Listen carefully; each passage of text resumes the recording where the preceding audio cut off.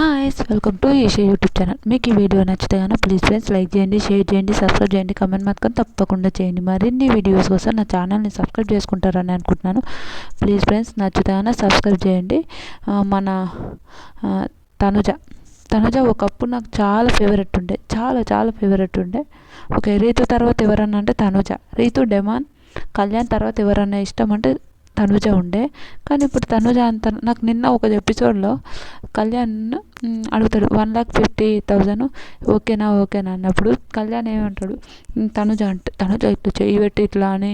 అది cunning game అనిపించింది, worst behaviour అనిపించింది. మీకు ఎంతమందికి అనిపించింది? ఇప్పుడు కన్నింగ్ ఆడింది ఏందిరా బాబు ఈ అమ్మాయి, ఏంది ఈ అమ్మాయి ఇలా చేస్తుంది, ఏంది ఈ అమ్మాయి ఇలా ఉంది అని ఒక ఒపీనియన్ అయితే నాకు వచ్చింది. మీకు ఎంతమందికి వచ్చిందో కూడా ప్లీజ్ కమెంట్ చేయండి. నాకైతే వరస్ట్ బిహేవియర్ అనిపించింది, కన్నింగ్ గేమ్.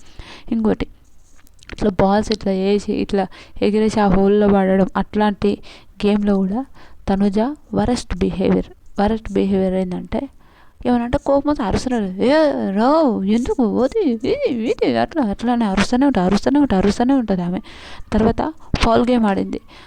మళ్ళీ కళ్యాణ్ చూసలేడో నాకు తెలియదు, కానీ చూసిండని నేను అనుకుంటున్నా, చూసి కూడా ఏమనలేడని నేను అనుకుంటున్నా. ఫౌల్ గేమ్ ఆడింది తనుజ. ఫౌల్ గేమ్ ఆడిన తర్వాత ఈసారి నాగార్జున సార్ ఈ టాపిక్ మాట్లాడితే బాగుంటుంది, మాట్లాడకపోతే ఇంకేం చేయలేము, కానీ మాట్లాడితే బాగుంటుందని నా ఒపీనియన్. మాట్లాడాలని కూడా నేను చెప్తున్నాను, పక్కా మాట్లాడితే బాగుంటుంది. ఫౌల్ గేమ్ ఆడింది చూపించాలి.